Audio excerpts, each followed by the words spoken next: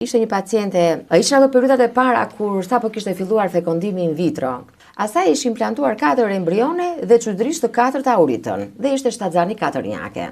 Por sigurisht shtatzania 4-njake ka rrezikun e vet. Do të thonë kur një grua hyn në 3 muajin e tretë të shtatzanisë, fillon deformohet, rritet barku me fetus unik. Imagjino të kesh 4 bebe, ai është trupi i vogël, imcak, i plasin ujrat, futemi në sallë të operacionit, lindin bebet shumë të vogla, edhe pse pediatrit e neonati bën maksimumin e mundshëm, duke menduar që ishte shtatzani shumë e dëshiruar pas një infertiliteti të gjatë primar, do të thënë gjithë ai kalvari i gjatë me ndjekjen.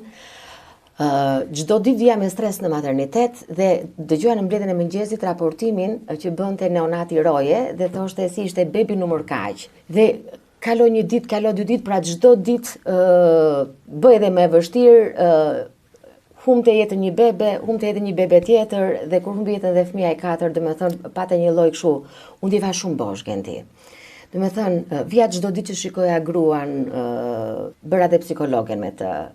Mundohesha ti thosha që jo çdo gjë në këtë botë varet nga ne. Ajo bëri më të mirën të mundshme, por ca gjëra janë destino. Edhe ne bëm më të mirën të mundshme, por kapacitetet tona janë të limituara. Jo çdo gjë që neve dëshirojmë ka posibilitetin ta realizojmë deri në fund.